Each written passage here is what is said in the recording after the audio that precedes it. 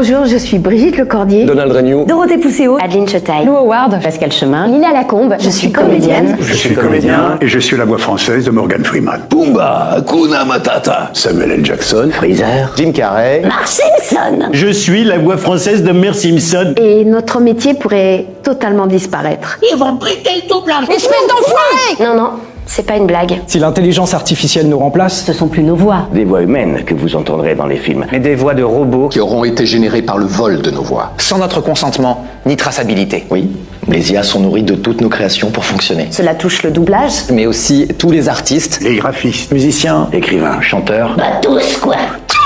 Oh, pinaise. Vous avez compris, la culture est en danger, car l'IA n'inventera plus rien. Ça n'est pas un génie, petit canaillou. Et n'importe qui pourra s'en servir. Pour des arnaques de plus en plus crédibles, En usurpant par exemple votre identité. ou celle d'un proche. Doublage, jeux vidéo. Et tous les métiers liés à la voix. Ce sont plus de 15 000 emplois. Artiste, production. Ingé son, Direction artistique. sans oublier les auteurs et les adaptateurs. Si nous faisons ce métier, c'est pour défendre un accès à la culture pour tous. À travers notre sensibilité, nos émotions. Alors, exigez avec nous qu'elle soit de qualité. Un grand doublage implique de grandes responsabilités. Vous qui êtes attaché à nos voix. Aidez-nous à les faire entendre Auprès de notre ministre de la Culture, Rachida Dati. Pour que le doublage en France reste une exception culturelle. Vous pouvez la taguer en commentaire. Partagez en story. Et signer la pétition dans nos bios respectives. Hashtag touche pas ma VF. touche pas ma VF. Touche pas ma VF. Pour que les versions françaises soient faites par des artistes par des humains. et jamais par des machines. Merci de votre soutien. Et n'oubliez pas d'être exigeant. Vous n'allez tout de même pas laisser le doublage à Thanos.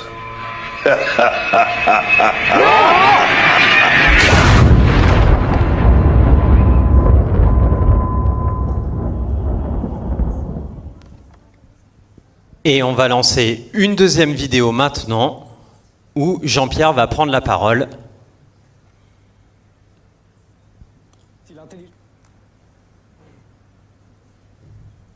Morgan Freeman. Pumba, Hakuna Matata, Samuel L. Jackson. Freezer, Jim Carrey, Mark Simpson.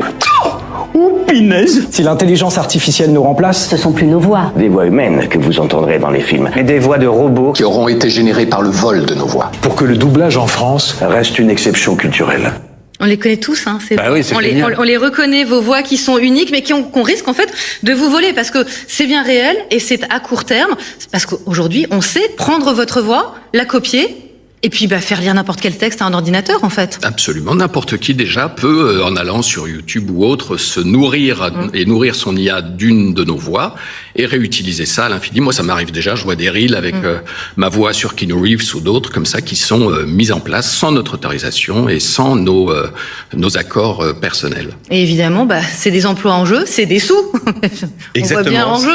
Exactement, concernant le doublage, c'est 15 000 emplois qui seraient menacés par ces outils d'intelligence artificielle qui pourraient effectivement alimenter toute la chaîne du doublage. Donc il y a un véritable cri en fait que l'on porte auprès de la ministre de la Culture Rachida Dati pour vraiment sauvegarder ce patrimoine culturel français, puisque le doublage c'est pas de la traduction, c'est une adaptation avec des références et puis c'est surtout dans le cœur des Français toutes ces voix que l'on entend depuis presque 60 ans. Donc ça fait partie de notre culture, de notre patrimoine, c'est très important. Moi j'ai une petite question. Est-ce que le risque c'est qu'on vous pique votre voix et qu'on les mette effectivement dans l'intelligence artificielle et que à l'infini, sans vous demander l'autorisation et sans vous donner quelque argent que ce soit, on se sert de cette voix-là? Ou est-ce que le risque c'est qu'on se dise on n'a plus besoin des comédiens de doublage et qu'on crée d'autres voix par ordinateur? C'est ça le futur risque. Ce qui va arriver, c'est à partir de ma voix, mais comme de celle de tous mes camarades ou de toutes les voix qui existent, qui ont été prises sur des réseaux sociaux ou autres, on peut créer n'importe quelle voix, n'importe quel style. On peut même reprendre la voix du comédien original. Exactement, j'allais dire, on n'a même plus besoin de la changer. En français. On la traduit juste Absolument. en fait. Mais demain, ça peut être aussi le visage des comédiens. Mais ça peut être nous aussi, hein. Voilà, On sait très absolument. bien que ça n'est pas que le doublage. Il y a aussi, il y a les emplois, mais il y a derrière le ton, les tripes, l'intelligence artificielle, c'est bluffant. Mais vous mettez quand même quelque chose du comédien que vous êtes. Le vrai défi est là, est de savoir si éthiquement on veut demain des émotions créées par une machine qui imite l'humanité. Qui traduit, qui imite. Ou si on veut donner à nos enfants, quand ils vont regarder des dessins animés, quand ils vont regarder des films, avoir des émotions humaines transmises pour l'humanité avec du jeu.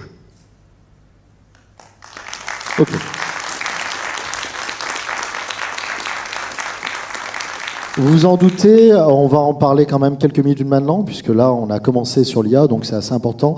Moi, j'ai une première question, puisque là, il y a quelques jours, est apparu sur Twitter, vous l'avez peut-être déjà vu ou autre, déjà une saison 2 d'un dessin animé qui a été entièrement redoublé par une IA.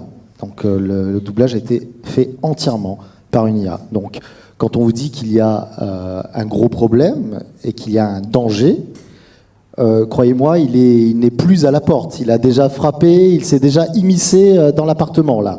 Donc voilà, pour la pétition, n'hésitez surtout pas réellement à aller sur les profils des réseaux de chacun de ces comédiens. N'hésitez pas à signer, n'hésitez pas à la faire partager. Moi, ma question pour vous deux, à l'heure actuelle, c'est depuis cette vidéo, qui est apparu sur tous les réseaux sociaux, qui a été relayé par tout le monde, par des grands streamers, des gros youtubeurs, par des vedettes et autres. Cette vidéo a été vraiment bien relayée. Est-ce qu'elle a eu un impact? Alors je sais que c'est assez tôt, vraiment, pour parler d'impact, mais est-ce que nos dirigeants ont eu connaissance de cette vidéo? Est-ce qu'il y a des choses qui se préparent? Comment ça se passe?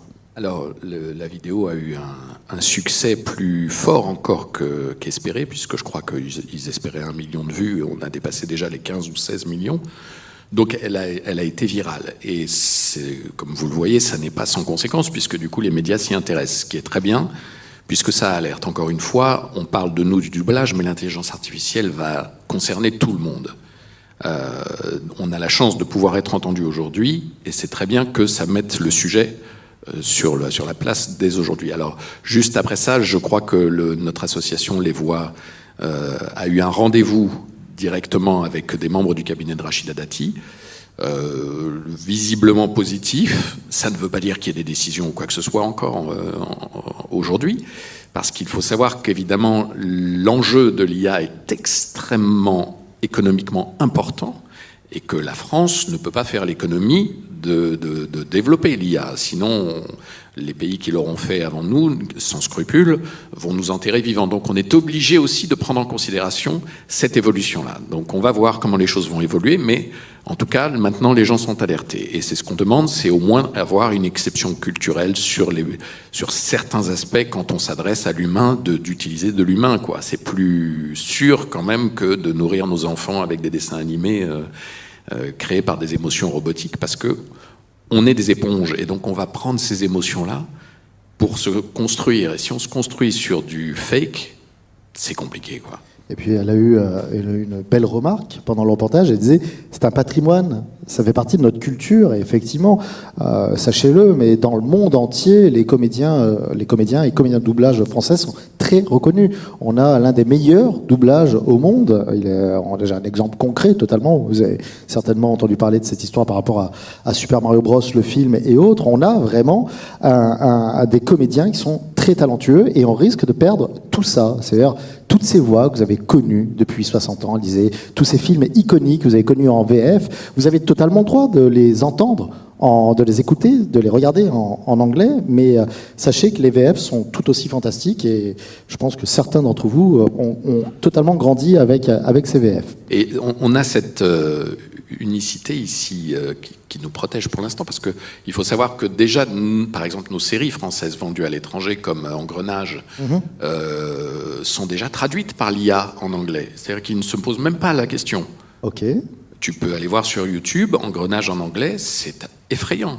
Tu as des voix d'anglais qui sont fausses, qui sont pas dans le jeu, dans rien du tout par rapport à ce que font les copains en original, c'est effrayant. Là, il y a le film de Michel Gondry avec Pierre Ninet, je ne sais plus le titre, qui vient d'être vendu aux États-Unis. Et déjà, c'est marqué que Deep Dub va doubler le film par l'IA. Donc c'est pour eux naturel, il n'y a aucun problème. Comme ils n'ont pas cette industrie du doublage, ils n'ont pas cette habitude-là, ils vont le faire automatiquement. Damien ? Non, mais ils n'ont pas la même culture que nous, cette culture du doublage, c'est sûr. Je pense même que chez les décideurs américains, beaucoup ne comprennent pas exactement ce qu'on fait en France. Voilà.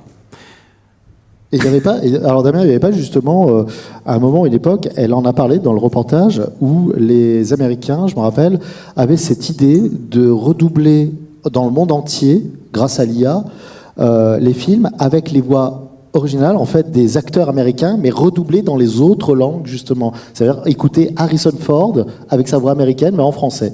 Et c'était leur idée, justement. Les Américains se basaient beaucoup là-dessus en disant, bon voilà, nous on veut utiliser ça, on aimerait bien. Et c'est un petit peu pour ça aussi qu'il y a eu cette grosse crise aux États-Unis il y a quelques temps. Mais c'était une des idées. Alors imaginez-vous, peut-être un jour, alors on va pas s'imaginer, on va plutôt se dire que ça va bien se passer, mais on pourrait avoir Brad Pitt qui parle avec sa voix américaine, mais en français. Et donc plus Jean-Pierre Michael qui ferait sa voix, ou Matt Damon pour Damien et autres. Et c'est ça qui fait très très peur, vous imaginez. C'est-à-dire que, si je peux me permettre de rebondir là-dessus, ils sont persuadés que le doublage est un copier-coller et une traduction simultanée qui... Or, en France, ce n'est absolument pas ça. Un doublage, qu'on le veuille ou non, c'est une recréation, entre guillemets. Si vous voulez voir l'œuvre originale, ben, je comprends, c'est tout à fait. Si vous acceptez de voir la VF, vous voyez une recréation à la française à partir de l'œuvre originale. C'est tout, c'est pas un copier-coller et un...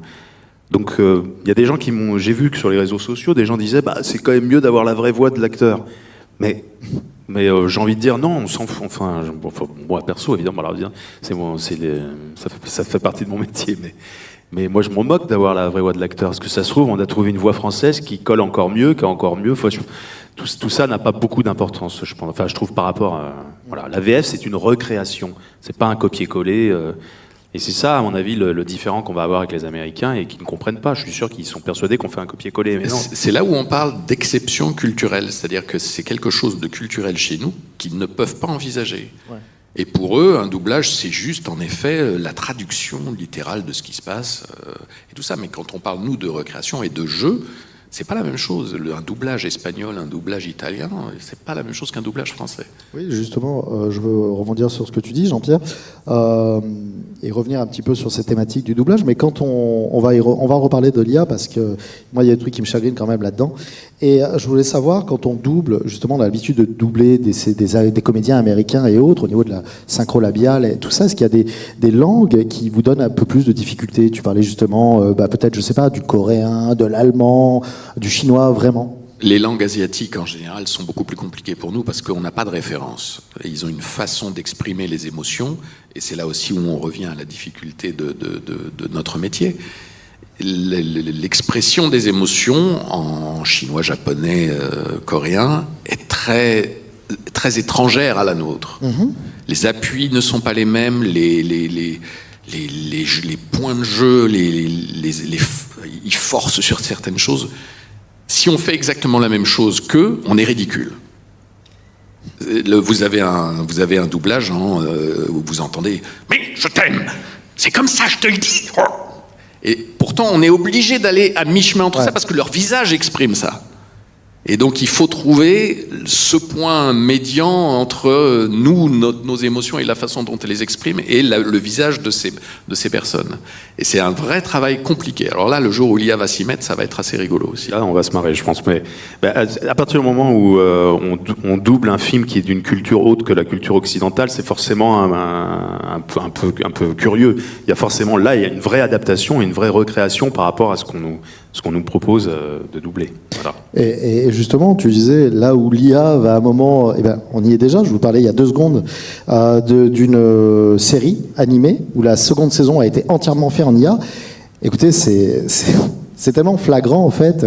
Je vous mets au défi maintenant de découvrir, d'écouter et de vous dire quelle série est faite avec des vrais comédiens et quelle série est faite en IA. Alors, ok, l'IA a fait un bond en avant ces derniers mois, je ne vais même pas dire ces dernières années, ces derniers mois, mais croyez-moi, on est loin d'atteindre le niveau d'acting et de jeu d'un vrai comédien. Moi, j'ai vu la séquence sur un épisode, je peux vous dire que c'est horrible, il n'y a rien qui ressort, il n'y a pas de jeu, c'est pas vivant.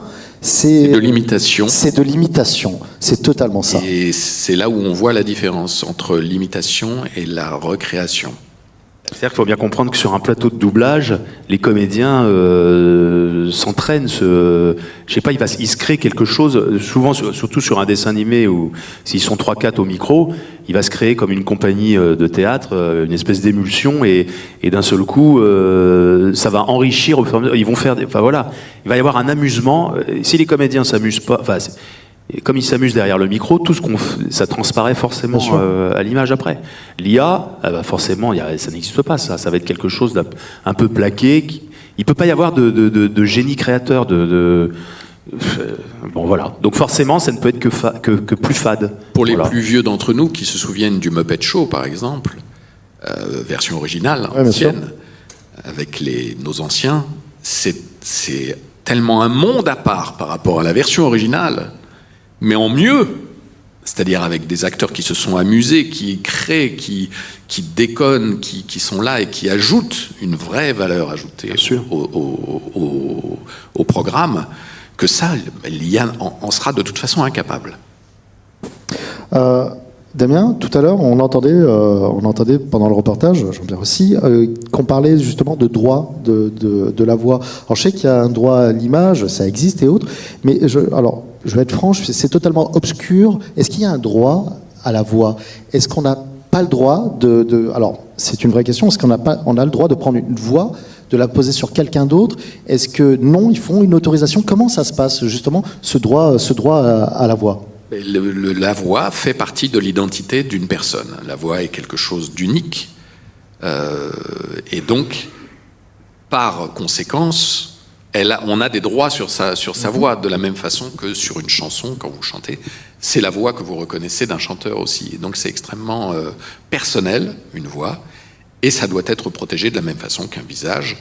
Ou que des idées ou etc. Ce sont des données personnelles. Effectivement, je suis pas le plus calé juridiquement pour ça, mais ça fait partie donc justement du RGPD ou je sais pas quoi voilà. Ce sont des données personnelles. On n'a pas le droit de les utiliser logiquement sans demander le consentement de la personne. De la même façon qu'une image ou voilà. Oui, non, mais c'est intéressant de le dire et de le souligner parce que ça soulève donc deux problèmes. C'est-à-dire qu'effectivement actuellement l'IA elle vole des voix sans se poser de questions. C'est-à-dire que si Jean-Pierre évidemment il retrouve des vidéos de Keanu Reeves qui n'existent pas avec des textes qu'il a jamais dit mais on a collé sa voix, on n'a pas le droit de faire ça. C'est pas logique. Donc l'IA c'est deux problèmes aujourd'hui. C'est le problème du vol, d'aller utiliser des voix de quelqu'un sans leur demander leur avis. Et puis après, le deuxième problème, c'est est-ce que directement, ils voudront garder la voix de l'acteur américain sans prendre en compte ce que nous, on fait ici, voilà. Oui, parce que moi, je viens du milieu de YouTube et autres, et c'est vrai que je vois beaucoup maintenant de petites vidéos qui sont montées avec, les plus célèbres, c'est Johnny Hallyday qui chante des génériques et autres, et les gars, vous pouvez faire ce que vous voulez, et le pire, c'est que c'est ce qui est très dérangeant, c'est qu'il y a autant sur certains, mais sur d'autres, ça reste assez bluffant. On est comme ça en train de se dire, mais quand même, on peut aller très très loin. Et il faut se dire que, même si les gens vont vous dire le contraire, ils gagnent de l'argent là-dessus. C'est-à-dire qu'ils s'approprient une propriété intellectuelle, enfin une propriété, donc vos voix, et ils gagnent de l'argent sur vos voix. C'est monétisé, absolument. Bien entendu. Et ça devient un vrai problème. Moi, je sais pas si je peux vous le faire écouter, mais je suis... On peut le faire, oui. On va mettre un micro au niveau de ton téléphone. Moi, je crois que ça m'est pas encore arrivé. Le problème de la notoriété, Jean-Pierre est beaucoup plus connu que moi. Alors, tu sais, Damien, ça risque d'arriver très très vite. Attention, hein. Attends. Laisse jamais ta mère, ne lui manque jamais de respect, même en pleine colère, ne l'abandonne jamais, aide-la, fais-lui plaisir, sois aimable et agréable avec elle. N'oublie jamais que, sans elle, tu ne serais jamais là. Toi, t'as jamais joué ce texte? Si, mais j'étais très, très mauvais à l'époque. Mais c'est pour vous dire, je n'ai jamais donné mes droits là-dessus. Donc quelqu'un est allé piquer des extraits de Keanu Reeves, doublés par moi ou autres, ou des interviews ou de je ne sais quoi, à rentrer ça dans une IA et créer des reels avec ça, de motivation à la con, machin, maman, je t'aime. Il met ça sur une chaîne, des reels d'Insta, il fait des vues, et beaucoup, etc. Et il gagne de l'argent sur ce genre. Peut-être les réseaux sociaux devraient tout de suite bloquer ce genre de trucs. Et c'est impossible, j'ai essayé, je fais des demandes, je fais des alertes, je demande à d'autres de le faire pour moi et tout. Aucune réponse, un silence de mort. C'est fou. Donc on est dans un monde compliqué, quoi. D'accord. Mais écoutez, on va... vous savez ce qu'il vous reste à faire. N'hésitez pas avec la pétition. N'hésitez pas à partager aussi. Je pense que c'est bien que ces conférences soient filmées et autres pour qu'elles soient partagées un maximum, pour que vous puissiez entendre la parole de nos comédiens qui souffrent de ça et qui risquent de perdre leur emploi, leur vie par rapport justement à une IA, voilà, qui ne fait que recopier, qu'imiter, comme disait Jean-Pierre, eh bien leur propre voix. On va continuer quand même dans la conférence parce qu'il nous reste un peu encore quelques minutes et il y a quand même pas mal de questions à poser à nos comédiens. Si vous avez des questions sur l'IA, vous n'hésitez surtout pas non plus. Est-ce qu'il y a des... Eh ben voilà, tu as une question ? Est-ce qu'il y a... Ouais, on va t'apporter un micro et tu vas pouvoir poser... Pardon ? C'est très bien. Regarde, on va te donner le micro. C'est pour Damien, je pense, alors, c'est ça ? Je sais pas, je ne sais pas. On va voir. Allô ? Bonjour, comment tu t'appelles ? Yacine. Yacine, ta question alors ? Ma question, c'est avec le micro. Ma question, c'est... comment dire ? Vous avez des chartes pour les vols des voix et tout, en fait ? Des chartes pour des vols des voix. Tu veux dire, est-ce que c'est réglementé, c'est ça ? Oui, est-ce que c'est très réglementé ? Est-ce que vous pouvez porter plainte contre... Alors je crois qu'il y a des actions qui se mènent actuellement, mais pour le moment, c'est compliqué... Le problème, c'est que, comme vous le voyez, ce sont des comptes qui sont pas forcément français même, hein, des gens qui font de l'argent à travers ce genre de choses. Donc vous pouvez sur Instagram écrire à la personne qui gère le compte, il est même pas obligé de vous lire, et vous ne pouvez pas alerter les plateformes parce qu'elles s'en foutent complètement. C'est géré par des gens dans un autre pays qui regardent, ils savent même pas de quoi on parle. La police, elle a autre chose à foutre. Donc non, on peut rien faire. C'est ça le problème pour le moment. Ouais, c'est des gros cons, quoi.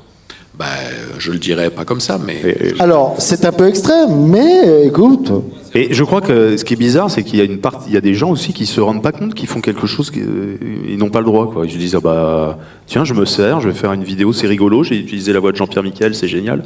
Ils se posent pas de questions, je crois, il y en a certains. Il y a même des applications, je crois, qui prennent les voix et les distribuent allègrement. Tiens, fais ça avec la voix de machin.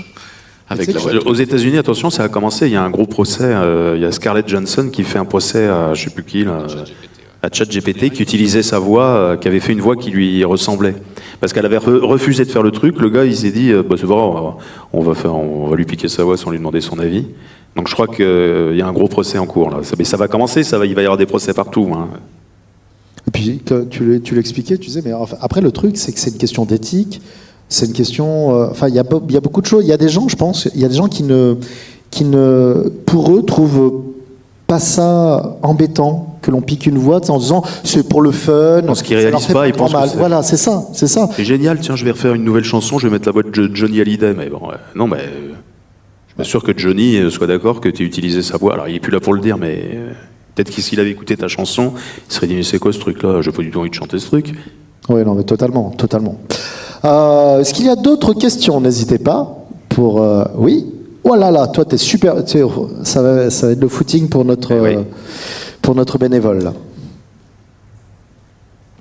Plus vite, s'il te plaît. On va faire du step ce matin. Merci beaucoup. Allez. Damien, c'est qui accentue le truc. S'il te plaît, là, il reste 3 marches. Bonjour, comment tu t'appelles ? Juliane. Ça va, Juliane ? Oui. Bon. En fait, la question, c'est par exemple sur une série qui continue ou une animation, mais que par exemple le comédien de doublage est mort. Est-ce que vous accepteriez que l'IA reprenne du coup la voix de ce comédien de doublage pour que le personnage du coup continue de vivre tout de même avec cette voix-là ? Alors, évidemment avec l'accord du comédien. Voilà. On va aller le voir en lui disant alors t'es mort, est-ce que tu veux bien maintenant ? Oui, mais je veux dire... Alors il faudrait l'accord de ses ayants droit. Les séances de spiritisme là. Wouh. Donc ensuite ça c'est du cas par cas. Je crois que par exemple celui qui jouait Dark Vador a autorisé Lucas à utiliser sa voix pour la suite, mais en échange d'un énorme chèque.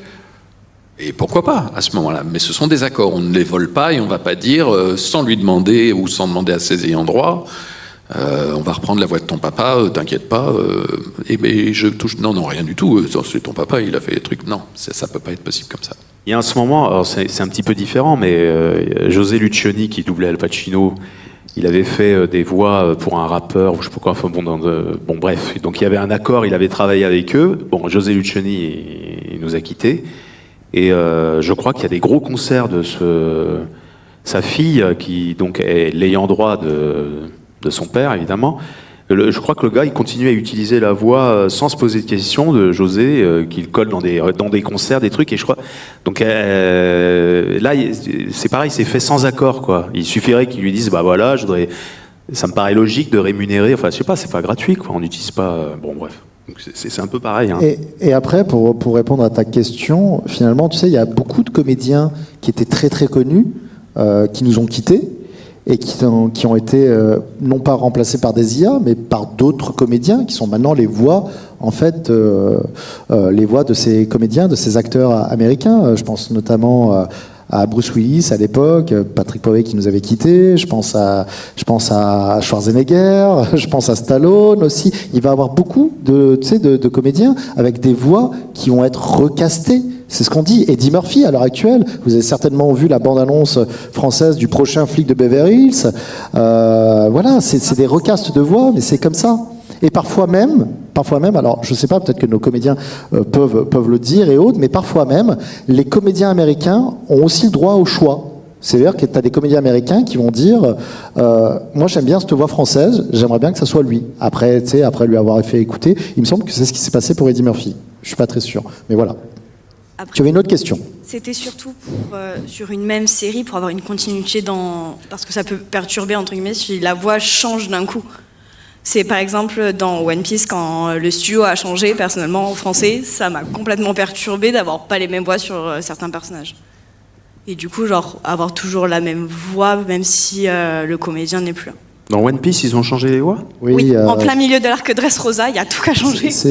La série animée, oui. Ah oui, d'accord. Ouais. Oui, Zorro, tout ça, ouais, j'avais rencontré les comédiens qui faisaient les voix.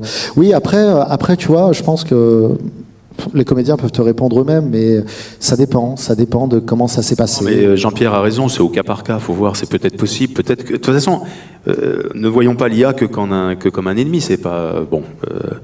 Si elle est là pour enrichir le jeu du enfin je sais pas, elle peut avoir certainement des utilités. L'IA en doublage, et elle devrait avoir cette fonction-là dans tous les métiers. Elle peut aider, et elle aiderait par exemple faramineusement avec les lèvres, le lip sync. Parce qu'elle nous permettrait d'avoir une adaptation beaucoup plus naturelle et libre par moment, alors que nous, on se casse pour essayer d'avoir les labiales qui tombent au bon endroit pour que ça soit parfaitement en ordre. Mais elle est capable aujourd'hui de redessiner la bouche au moment où elle parle, et à ce moment-là, elle est intelligente et elle est utile, avec nos voix. En fait, l'IA, un outil, quoi. Absolument, l'IA doit être un outil, oui, pas un remplacement. Un outil de création, c'est intéressant. Un remplacement, je vois pas l'intérêt. Puis surtout, encore une fois, le rôle de l'acteur, c'est de transmettre des émotions, il n'y a pas deux acteurs qui jouent pareil la même scène.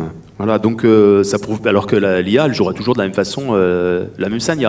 Il peut pas y avoir de génie créatif entre guillemets. C'est juste. Un copier-coller. Mais bien sûr. Autre chose à moyen terme, c'est que l'IA ne fonctionne que par le vol. C'est-à-dire qu'elle vole la voix de Damien, la mienne, toutes les voix qu'elle trouve sur YouTube, elle se nourrit de ça, des intonations, des expressions, du jeu des uns et des autres, et elle arrive à reconstruire quelque chose. Mais au bout d'un moment, si elle n'a plus rien à voler, parce que plus rien ne sera créé, elle va devenir stérile, elle va nourrir de n'importe quoi, et on va arriver à un truc sans plus aucune création ni créativité. De la même façon pour les graphismes, là pour l'instant elle se nourrit de tout, de Picasso, de Botticelli, de n'importe quoi. Mais demain, s'il n'y a plus aucun créateur, aucun dessinateur qui invente un dessin animé, un trait, quelque chose, elle va pas inventer un truc nouveau, elle va se nourrir de tout ça pour recréer des choses qui vont devenir fades. Et on risque de tomber dans un monde gris terrible, très vite. Est-ce qu'il y a d'autres questions? Oui, une question. Ici, bonjour.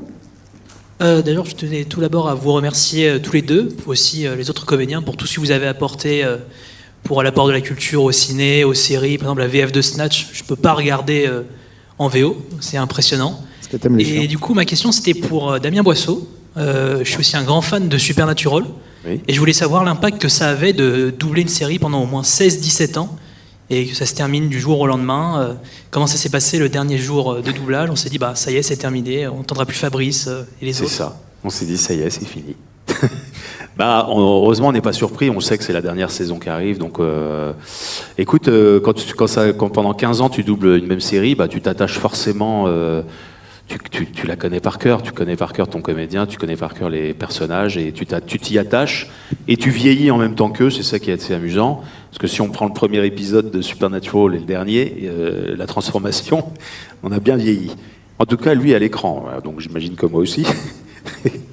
Et oui, tu t'y attaches. Quand ça arrive, tu verses une petite larme et tu te dis voilà, une page se tourne et une nouvelle va s'ouvrir. Donc voilà. Mais ça devait être encore plus dur pour eux parce que quand tu tournes, t'es encore plus impliqué. Voilà. Ok, aussi merci aussi pour la VF de Barry, une série qui est pas assez connue en France, que vous avez fait pour Anthony Carrigan sur No Hank. C'était impressionnant, franchement. Merci. Merci.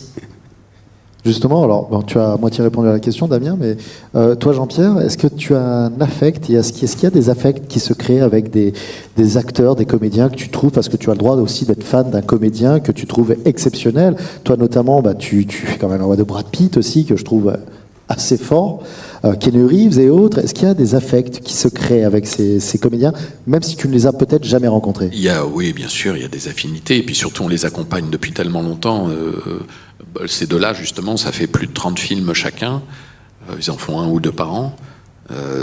Donc oui, au bout d'un moment, tu les connais tellement, et sûrement peut-être même mieux qu'eux dans leur façon d'exprimer les choses, dans leur jeu, que j'ai une impression d'intimité assez forte avec eux, même si je ne les ai jamais rencontrés. Donc oui, j'ai une tendresse, évidemment, pour ces gens-là.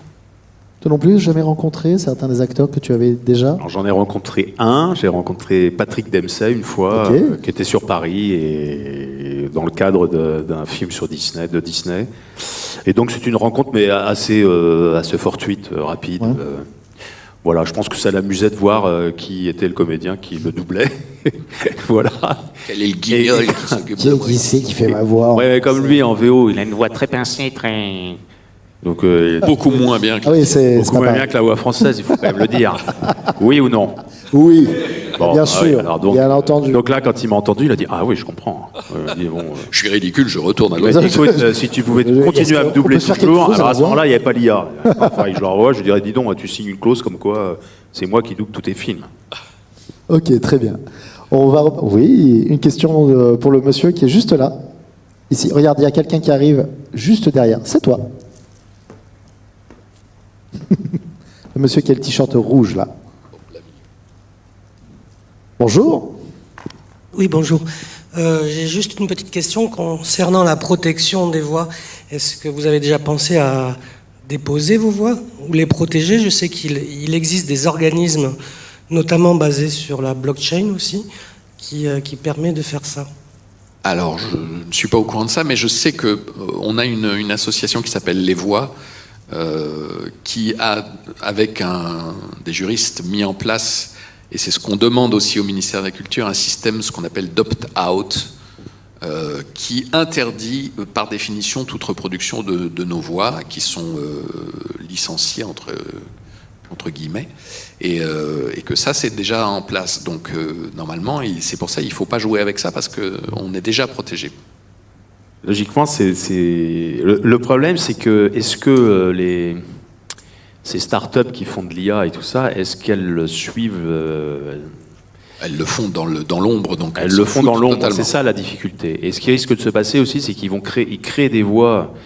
Ils peuvent créer des voix à partir de 20 voix différentes. Ils vont se dire, tiens, j'aime bien l'articulation de Jean-Pierre, mais je préfère le timbre de Damien, puis je voudrais rajouter un peu de... Donc ils vont faire un mélange de voix qui va donner une nouvelle voix, et ce sera très difficile de dire, mais vous avez utilisé ma voix, là. Ouais. C'est ça qui va être la difficulté. Ouais. Tu veux dire, Damien, qu'ils vont être capables à un moment de pouvoir contourner ceci en disant... De toute façon, c'est ce qu'ils chercheront à faire. Hein. Oui, parce qu'on est dans de l'ordre de la création de voix. Mais, par exemple, il y a déjà il y a un site où, je ne sais plus comment ça s'appelle, mais tu peux créer l'image d'une personne, une photo, d'une personne qui n'existe pas. Tu le fais aléatoirement, tu appuies sur chaque truc et ça te donne une nouvelle personne qui n'a jamais existé, qui est une sorte de mélange de toutes les photos prises sur Internet et qui te donne des humains qui n'existent pas. Mais c'est la même chose avec la voix.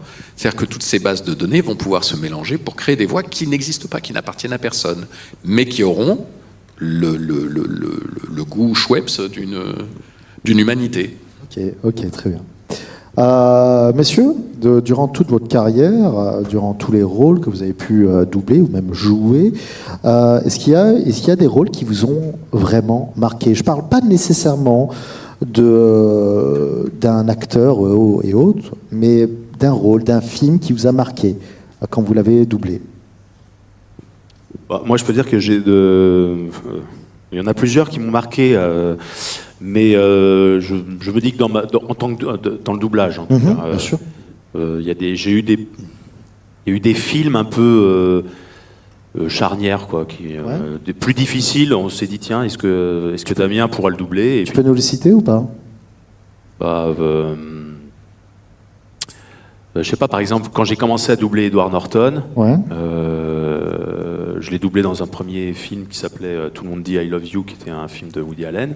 Après, il a eu sa grande période, Edward Norton. Il y a eu American History X qui est arrivé. On m'a fait passer des essais pour voir si je pouvais... et j'ai été choisi. Et je pense que c'était, par exemple, ce genre de film, c'est parce que c'est des actes. Le film était assez difficile et donc j'ai l'impression d'avoir franchi des étapes comme ça, de dire tiens, j'ai pu faire ça. Et du coup, par rapport à l'ensemble du métier, les gens se disent dis donc, tu l'as entendu. Enfin voilà, donc j'ai gravi des échelons avec quelques films comme ça. Voilà. Okay. Et toi, Jean-Pierre? On en a fait beaucoup, donc on a la chance, Damien et moi, d'avoir participé quand même à pas mal de films cultes. Et c'est ça ma fierté. On s'en rend pas forcément compte sur le moment, mais quand on regarde avec 20 ou 25 ans de recul comme ça, on se dit ah oui quand même. Donc c'est vrai quand tu fais la saga Matrix, quand tu fais Benjamin Button, quand tu fais des choses comme ça, tu te dis ah ouais c'est quand même des belles aventures quoi. Ça a marqué le monde. Et à mon petit niveau, j'ai participé à ça.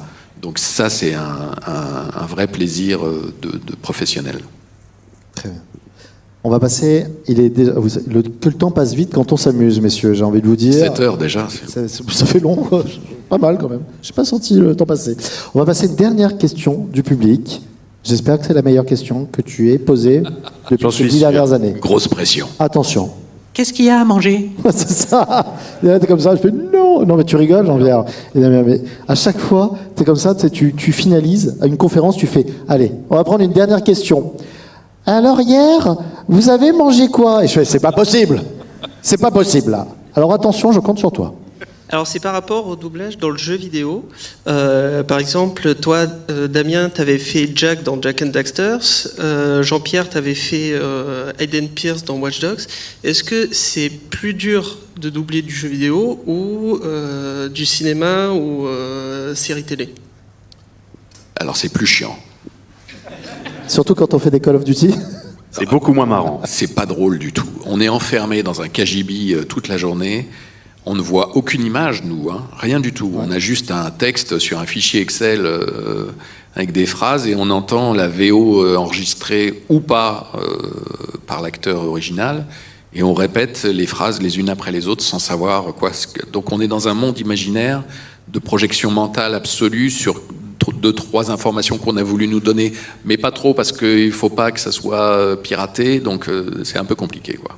Oui, très franchement, pour le comédien, c'est beaucoup moins amusant, c'est beaucoup plus fatigant, et puis surtout, ça demande une énergie de dingue, parce que ça va beaucoup plus vite que quand tu doubles un film où tu as le temps de voir une scène, regarder, comprendre la scène, l'essayer, la refaire. Là, le jeu vidéo, ça va assez vite. Et ça demande, comme dit Jean-Pierre, un imaginaire incroyable, parce qu'on te donne 3 éléments, on te dit, bah là, il dit ça parce que... et puis c'est fait de façon décousue, pas forcément dans l'ordre. Donc si t'as pas un directeur artistique qui te resitue bien le truc, tu finis par... Surtout que parfois tu dis 15 fois les mêmes phrases, parce qu'il y a 15 contextes différents. Alors un coup il a peur, un coup il a pas peur, un coup il s'adresse à lui, mais il dit la même phrase. Et donc bon voilà, il y a quelque chose qui est... qui est moins amusant pour le comédien. C'est l'équivalent d'une quinzaine de films à chaque fois un jeu, donc quand tu as le rôle important dessus. Donc tu as le temps d'en voir défiler de ce qu'il raconte. Tiens, j'ouvre la porte. Tiens, si je fermais la porte. Tiens, si je passais au-dessus de la porte. Tiens, en revanche, il y a un tout petit peu plus de liberté puisque c'est pas du doublage, donc tu t'inspires de ce qu'a fait, de ce qu'on te dit, et c'est toi qui crée à la vitesse. Enfin, c'est pas toujours à la vitesse que tu veux parce que parfois il faut respecter la longueur des fichiers, mais sinon il y a plus de liberté. Mais comme ça va beaucoup plus vite, bon voilà. Eh bien, merci pour ta question, vraiment. Et sache qu'on a bien mangé hier soir. Voilà, je voulais juste désamorcer le truc. On peut applaudir, s'il vous plaît, nos deux comédiens, Damien Boisseau, Jean-Pierre Michael, qui étaient avec nous pour cette conférence.